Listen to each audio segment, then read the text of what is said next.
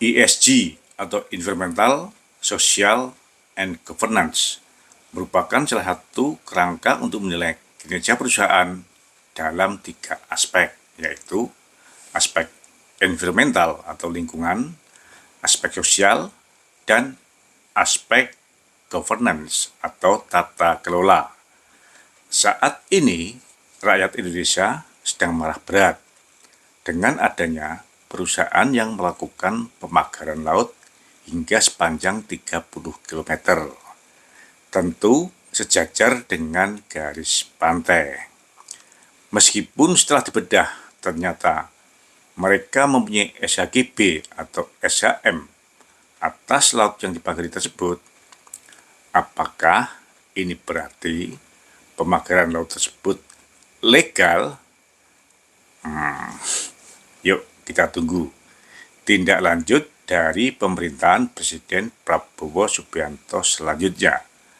Apakah dalam 100 hari kerja sejak dilantik pada tanggal 20 Oktober tahun 2024 akan menjadi presiden yang benar-benar alumni dari Lembah Tidar Magelang dengan nasionalisme yang sangat tinggi, atau akan menjadi seperti alumni pedagang kayu dari Pasar Klewer Solo dengan jiwa dagang yang mahir dengan strategi main kayunya.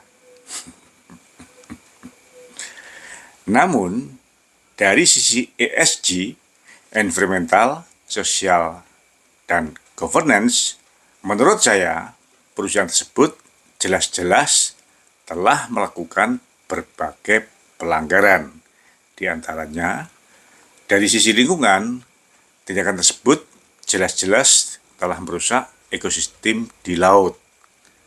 Misalnya, ekosistem tambak, mangrove, terumbu karang, dan lain-lain. Apalagi bila selanjutnya dilakukan penimbunan. Dari sisi sosial, pemagaran tersebut telah menghambat akses nelayan dalam mencari ikan, sehingga rute melaut lebih jauh, penggunaan bahan bakar minyak lebih banyak, waktu lebih lama, dan ujung-ujungnya ongkos melaut bagi nelayan menjadi lebih tinggi. Dan dari sisi governance atau tata kelola, patut diduga cara-cara untuk mendapatkan SHGB-nya dilakukan dengan melanggar hukum. Yuk kita tunggu apakah investigasi dari Menteri Agraria dan Tata Ruang, Kepala BPN Bapak Nusron memang wahid. Lalu sebagai investor retail, apakah kita masih dapat melakukan sesuatu? Tentu sangat banyak yang bisa dilakukan oleh para investor retail. Karena meskipun sebagai investor retail, namun apabila mempunyai misi yang sama dengan gerakan yang sama, pasti akan dapat menghasilkan kekuatan yang sangat besar, seperti bola salju. Kepedulian investor inilah yang akhirnya akan memaksa implementasi ESG bagi semua perusahaan dengan cara investor harus menghindari untuk menjadi kontributor bagi eksistensi dari perusahaan-perusahaan yang melanggar environmental, social, and governance. Lalu, bagaimana caranya agar kita tidak menjadi kontributor bagi eksistensi perusahaan-perusahaan tersebut? Menurut saya, ada beberapa cara. Di antaranya, sebagai investor, kita jangan pernah menjadi pemegang saham, atau kita harus melakukan blacklist untuk investasi terhadap yang pertama, perusahaan dan grupnya. Yang kedua, perusahaan yang dikelola oleh komisaris atau direktur yang sama dengan perusahaan atau grupnya pelanggar ESG. Dan yang ketiga, perusahaan yang memasok atau membeli atau mensupport perusahaan atau grupnya yang melanggar ESG. Yuk kita bedah kira-kira bagaimana caranya. Selamat datang di Investor Level C. Kami coba sharing aspek fundamental dari sisi yang berbeda dan dengan cara yang beda agar teman-teman bisa tetap tidur tenang meskipun banyak badai di bursa. Tonton sampai habis ya. Semangat teman-teman investor level C, investor yang fokus pada karakter pemegang saham pengendali. Ada kabar baik apa hari ini? Salah satu alasan pemagaran laut dilakukan atas dasar kepemilikan SHGP oleh perseroan. Bahkan, sesuai dengan penjelasan Menteri Kelautan dan Perikanan Wahyu Sakti Trenggono, yang mempunyai latar belakang pendidikan pasca sarjana di bidang perencanaan wilayah dan kota, pemilik SHGP telah mendesain kontur dasar laut sebagai penangkap lumpur atau sedimen, sehingga dapat dipastikan secara perlahan permukaan tanah akan mengalami kenaikan. Dengan demikian, perlahan namun pasti, secara alami, laut tersebut akan menjadi daratan. Jadi, menurut saya, dapat dipastikan pemilik SHGP adalah korporasi yang mempunyai tenaga ahli untuk mengubah lautan menjadi daratan. Dan mereka telah merencanakannya sebagai bagian dari bisnis korporasi. Sementara itu, Menteri Agraria dan Tata Ruang, Kepala BPN, membenarkan bahwa pagar laut sepanjang 30,16 km di Tangerang telah memiliki hak guna bangunan dan sertifikat hak milik. 234 bidang milik PT Intan Agung Makmur dan 20 bidang milik PT Cahaya Inti Sentosa, serta ada 9 bidang atas nama perorangan. Dari kedua nama perusahaan tersebut di atas, sesuai dengan laporan keuangan PT Pantai Indah Kapuk 2 Tbk, emiten dengan kode PANI pada tanggal 30 September tahun 2024, saya dapatkan data bahwa PT Cahaya Inti Sentosa merupakan anak perusahaan dari PANI dengan kepemilikan saham sebesar 99,33% dan saat ini mempunyai aset lebih dari 5 triliun. Meskipun PT Cahaya Inti Sentosa merupakan perusahaan tertutup, namun karena PT Pantai Indah Kapuk 2 merupakan perseroan yang terbuka, maka data-data tersebut dapat dengan mudah kita peroleh dari laporan keuangan konsolidasi PT Pantai Indah Kapuk 2, emiten dengan kode PANI. Saat ini, PANI merupakan perseroan yang berkedudukan di Jakarta dan berkantor di Office Tower Agung Sedayu Group. Perseroan dikendalikan oleh entitas induk langsung PT Multi Arta Pratama yang berkedudukan di Jakarta, dan entitas induk utama perseroan adalah PT Agung Sedayu dan PT Tunas Mekar Jaya yang juga berkedudukan di Jakarta. Dengan demikian, PANI merupakan cucu usaha dari PT Agung Sedayu. Sehingga klaim masyarakat bahwa Pemagaran laut tersebut dilakukan oleh PT Agung Sedayu Group secara tidak langsung adalah benar. Tepatnya dilakukan oleh cicit usaha PT Agung Sedayu dari cucu usahanya PT Pantai Indah Kapuk II, emiten dengan kode PANI. Dengan demikian, posisi PT Cahaya Inti Sentosa adalah sama dengan anak usaha PANI yang baru saja listing, yaitu PT Bangun Kosambi Sukses, emiten dengan kode CBDK, dengan catatan di samping dimiliki oleh PANI, CBDK juga dimiliki oleh pemilik tidak langsungnya PANI, yaitu PT Agung Sedayu dan PT Tunas Mekar Jaya. Dengan demikian, sebagai investor level C, investor yang fokus pada karakter pemegang saham pengendali, paling tidak kita bisa menjaga diri untuk tidak menjadi kontributor dari perseroan yang telah listing ini. Minimal tidak memegang sahamnya. Apalagi sejak kasus pemekaran laut menjadi masalah, harga saham kedua emiten ini juga mulai longsor. Apakah longsornya harga saham kedua emiten ini akan berlanjut? Yuk kita tunggu.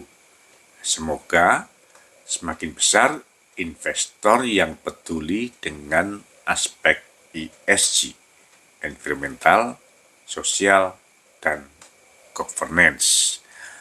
Apabila kepedulian investor terhadap ESG cukup tinggi, menurut saya akan mampu dengan mudah untuk menenggelamkan harga saham kedua emiten ini, PANI dan CBDK.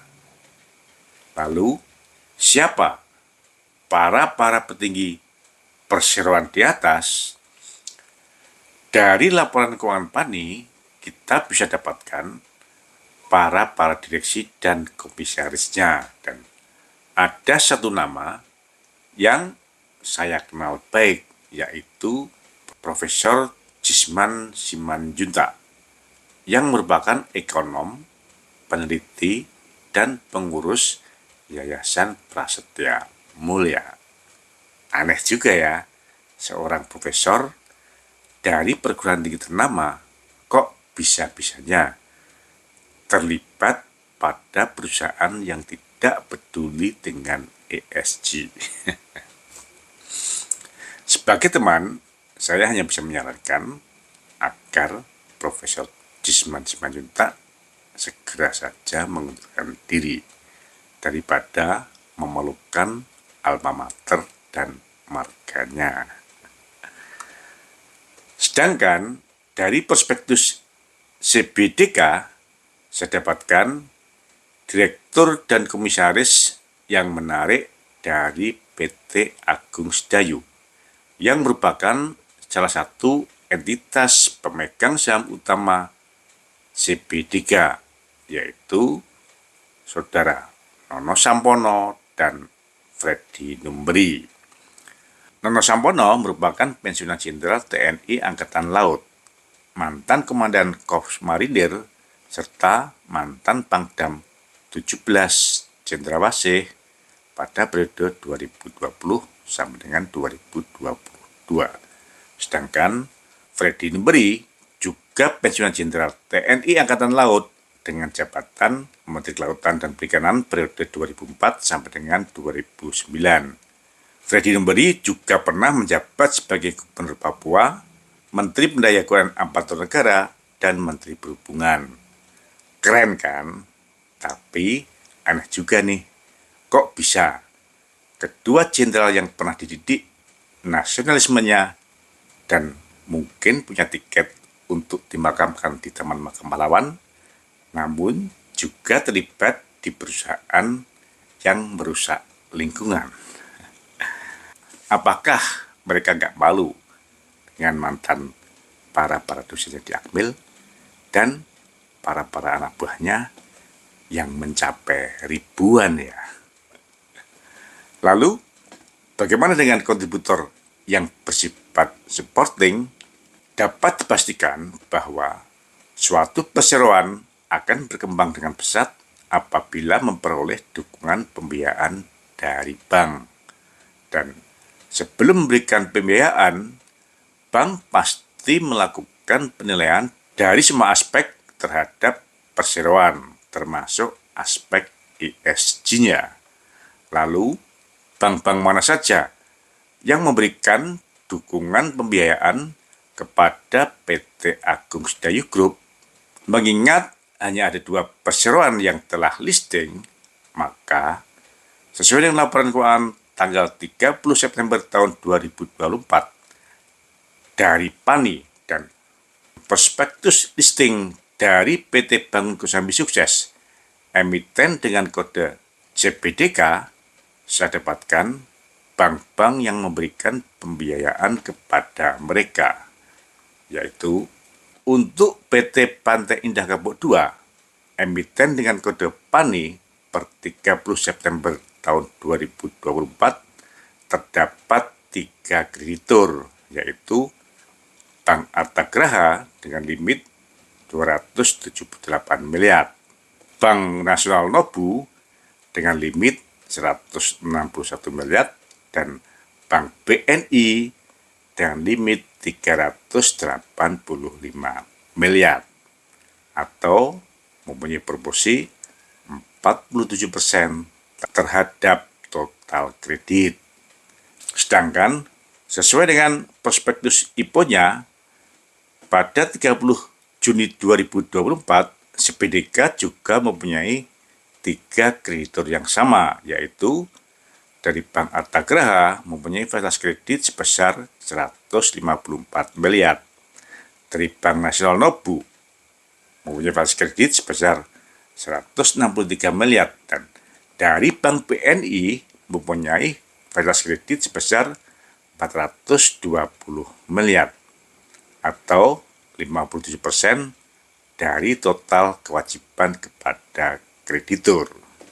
Dengan demikian, total kredit emiten PANI dan CBDK terhadap krediturnya adalah kepada Bank Artagraha sebesar 432 miliar, kepada Bank Nasional Nobu sebesar 324 miliar, dan kepada Bank BNI sebesar 805 miliar atau 52% dari total kewajiban kepada krediturnya.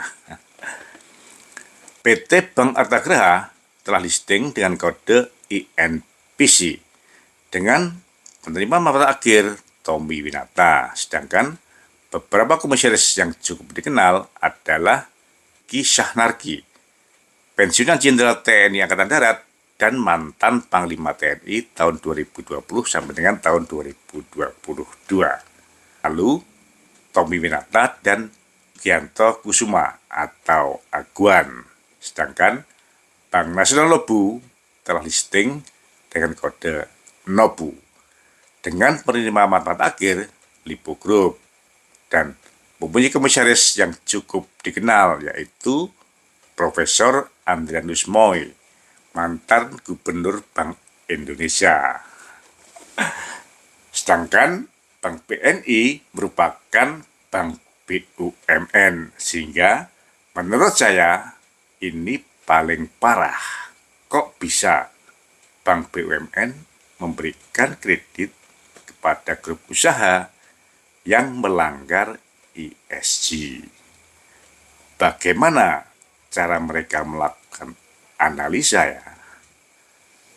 Para anggota DPR mungkin seharusnya segera memanggil direksi dan komisaris BNI beserta Menteri BUMN-nya untuk dimintai pertanggungjawaban.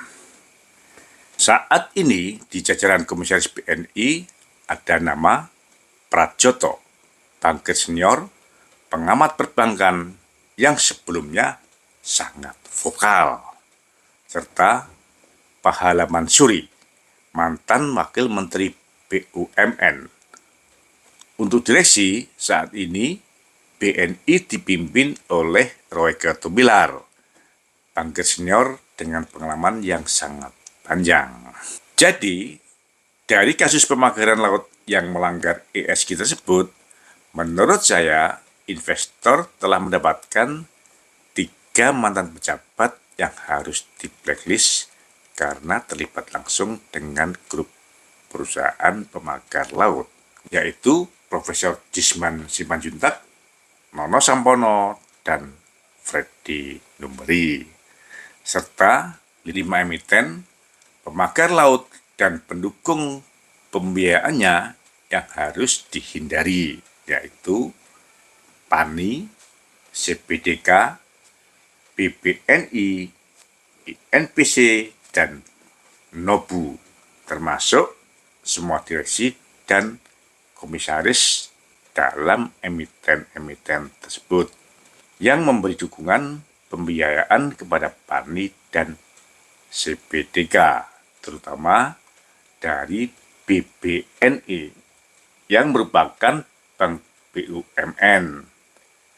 Pak Prabowo harus segera mengganti para komisaris dan para direksi BBNI yang telah membiayai perseroan perusak lingkungan. Dengan demikian, hal ini akan menjadi peringatan keras bagi BUMN lainnya, bukan hanya omon-omon. Nah, menurut teman-teman bagaimana? Yuk kita buktikan kekuatan dan kepedulian investor retail terhadap ESG, Environmental, Social, and Governance, demi investasi yang bermartabat dan bermanfaat, dengan menghindari untuk memiliki 5 emiten tersebut. Semangat, sehat. Terima kasih telah menonton. Jangan lupa kasih komen agar channel Investor Level C selalu lebih berkualitas. Dan jangan lupa sharing agar teman-teman lainnya bisa mendapatkan manfaat dari channel Investor Level C. Terima kasih.